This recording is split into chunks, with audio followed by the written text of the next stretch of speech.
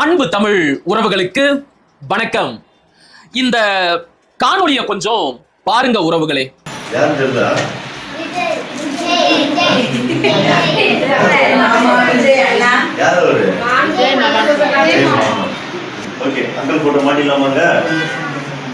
பெரிய பெரிய தலைவர்களா இருக்கிறது நம்ம உங்க அங்கிள், உங்க மாமா, எங்க அண்ணன், சிஎம்.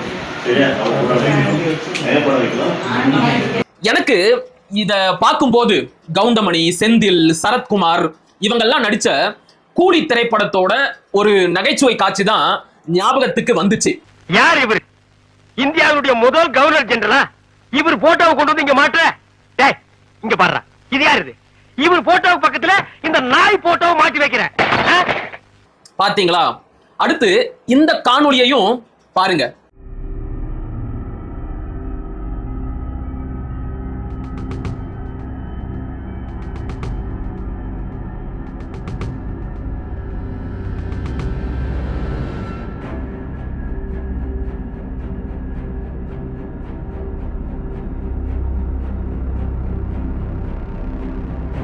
நல்லா வருது, வேணான்னு பாக்குறேன். டேய் தாவேக்கா தற்குறிகளா, அது என்ன பள்ளிக்கூடமா இல்லைன்னா உங்க கட்சி ஆபீஸா? ஏன்டா இந்த அநியாயம் பண்றீங்க? முதல்ல யாரை கேட்டு நீங்க அரசு பள்ளிக்கு ஆய்வுக்கு போறீங்க? யார் உங்களுக்கு அந்த உரிமையை கொடுத்தா? யார் உங்களுக்கு அந்த அதிகாரத்தை கொடுத்தா? இந்த ஆய்வுகளை எல்லாம் செய்யறதுக்காகத்தான் அரசு அதிகாரிகள் இருக்கிறாங்க. மக்களால் ஓட்டு போட்டு தேர்ந்தெடுக்கப்பட்ட சட்டமன்ற உறுப்பினர்கள் இருக்கிறாங்க.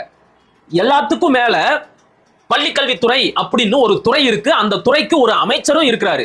இவங்கெல்லாம் இருக்கும்போது எதுக்குடா முந்திரி கொட்ட மாதிரி ஒவ்வொரு ஊர்லயும் இருக்கிற அரசு பள்ளிக்குள்ள நுழைஞ்சு ஆய்வு பண்றீங்க? அங்க போய் மாணவர்கள் மத்தியில அரசியல் பேசுறீங்க. என்னடா நினைச்சுக்கிட்டு இருக்கிறீங்க?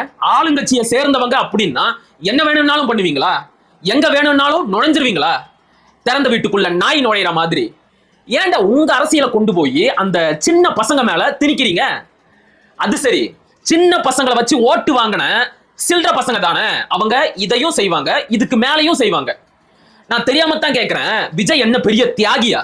இது நாள் வரைக்கும் விஜய் அவர்கள் இந்த தமிழ்நாட்டுக்காகவும் தமிழ் மக்களுக்காகவும் செய்த நன்மை என்ன, தியாகம் என்ன? எப்பயாச்சும் ஒரே ஒரு முறை மக்கள் பிரச்சனைகளுக்காக விஜய் குரல் கொடுத்திருப்பாரா? மக்களுக்காக களத்துக்கு வந்து போராடி இருப்பாரா? எதுவுமே கிடையாது. கடந்த 30 ஆண்டுகளாக 69 படங்கள்ல நடிச்சாரு. அந்த படங்கள் வழியாக கிடைத்த பேரு, புகழ், பணம் இது எல்லாத்தையும் வச்சு இன்னைக்கு ஆட்சி அதிகாரத்துல வந்து உட்கார்ந்துட்டாரு, முதலமைச்சராகவும் ஆகிட்டாரு. மற்றபடி அவரால இந்த தமிழ்நாட்டுக்கும் தமிழ் மக்களுக்கும் நடந்த நன்மை அப்படின்னு ஏதாச்சும் ஒண்ணு உங்களால சொல்ல முடியுமாடா? ஆனா அப்படிப்பட்டவரோட ஒரு படத்தை கொண்டு போய் பெரும் பெரும் அரசியல் தலைவர்கள் படம் இருக்கிற இடத்துல மாட்ட பாக்குறீங்க. மக்கள் தான் இதையெல்லாம் சிந்திச்சு பார்க்கணும். மக்களுக்காக எதையுமே செய்யாத ஒருத்தருக்கு ஓட்டு போட்டதுக்காக மக்கள் தான் அசிங்கப்படணும், அவமானப்படணும். ஆனா இந்த தாவேக்கா தற்குறிகளை பாருங்க, கொஞ்சம் கூட கூச்ச நாச்சமே இல்லாம விஜயோட படத்தை கொண்டு போய் பெரும் அரசியல் தலைவர்கள் படம் இருக்கிற இடத்துல மாட்ட பாக்குறாங்க. சின்ன சின்ன பள்ளிக்கூட பசங்க கிட்ட வாழ்த்து அட்டைகளை கொடுத்து விஜய் வாழ்க, விஜய் வாழ்க அப்படின்னு கோஷம் போட வைக்கிறாங்க. விஜய் மாமா, விஜய் மாமா, தமிழக முதலமைச்சர் விஜய் மாமா, தமிழக முதலமைச்சர் விஜய் மாமா. தேங்க்யூ. எல்லாருமே வந்துருங்க, பிறந்த நாள். ஓகேங்களா?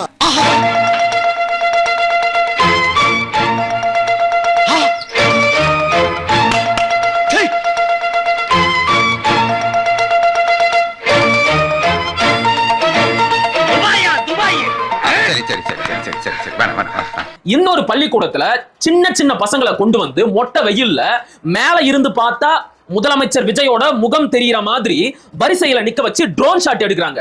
ஏன்டான்னு கேட்டா முதலமைச்சருக்கு பிறந்த நாள் வரப்போகுது, அதற்கான சிறப்பு ஏற்பாடு அப்படிங்கிறாங்க.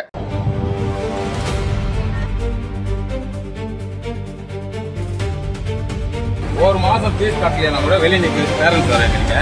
எங்க பசங்களை வெளியே உட்கார வச்சுங்க. யாருங்க எதுக்கு? பள்ளி குழந்தைகளுக்கு யார முன்னுதாரணமா காட்டணும் அப்படின்னு ஒரு விவஸ்தை வேணாம்? ஏண்டா டேய், இதே தமிழ்நாட்டுல தங்களுடைய வாழ்நாள் முழுவதையும் இந்த நாட்டுக்காகவும் இந்த மக்களுக்காகவும் இந்த தமிழ் மொழிக்காகவும் அர்ப்பணித்து வாழ்ந்து மறைந்த எத்தனையோ தலைவர்கள் இருக்கிறாங்க, எத்தனையோ பெரும் தமிழ் புலவர்கள் அறிஞர்கள் இருக்கிறாங்க.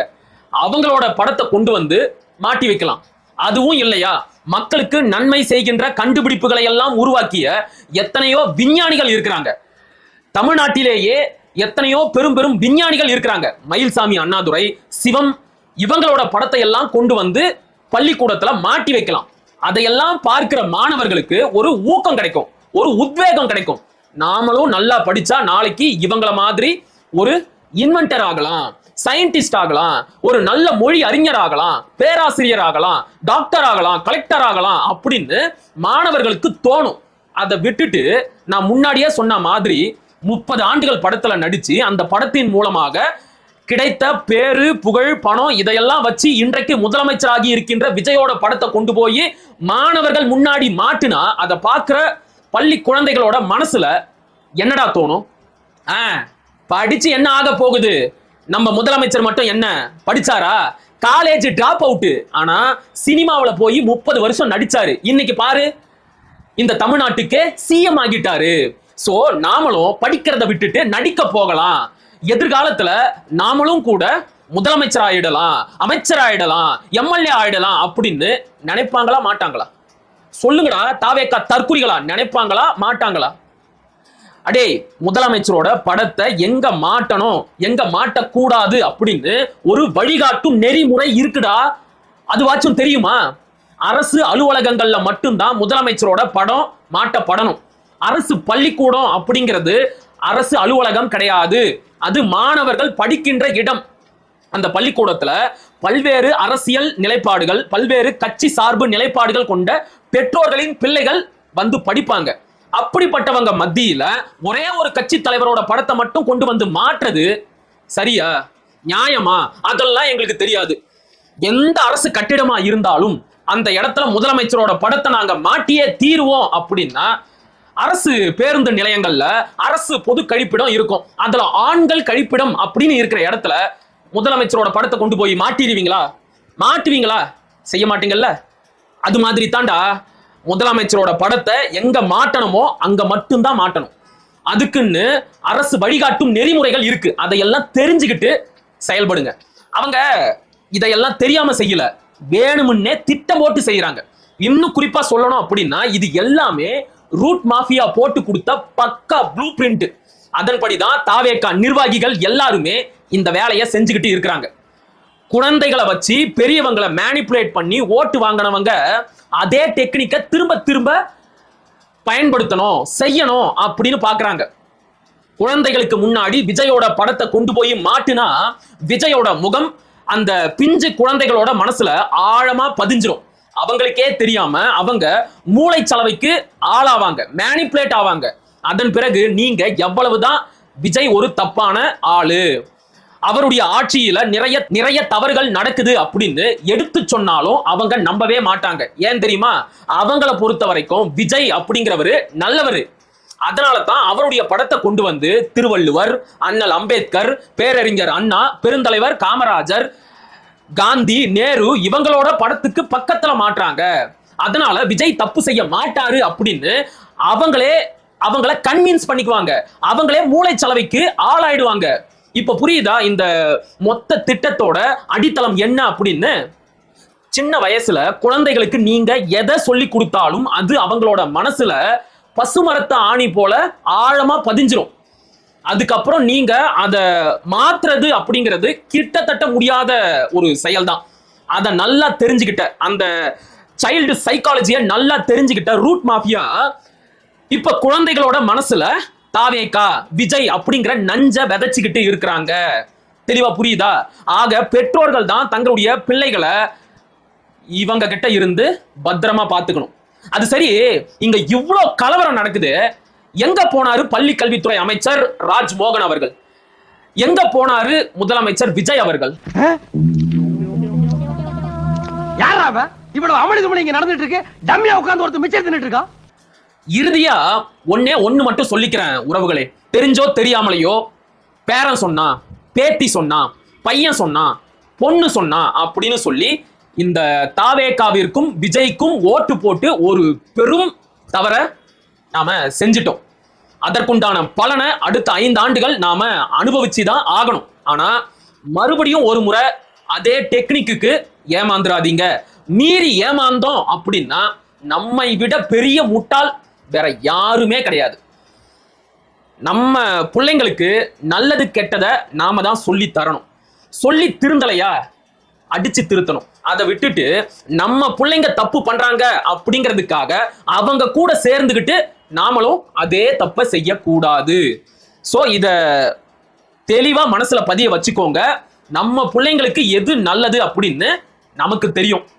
ஆக இந்த தாவேகா அப்படிங்கிற புள்ள பிடிக்கிற கூட்டத்துக்கிட்ட இருந்து நம்ம எதிர்கால தலைமுறைய நாம தான் காப்பாத்தி ஆகணும். பெற்றோர்கள் ரொம்ப ரொம்ப எச்சரிக்கையா இருங்க.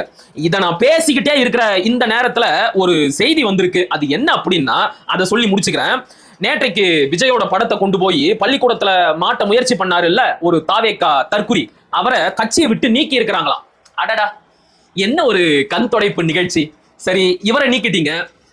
இடும்பாவனம் பக்கத்துல திருவாரூர் அரசு ஒன்றிய பள்ளியில குடிச்சிட்டு போய் ஆய்வு செஞ்ச தாவேகா நிர்வாகிய என்ன பண்ண போறீங்க?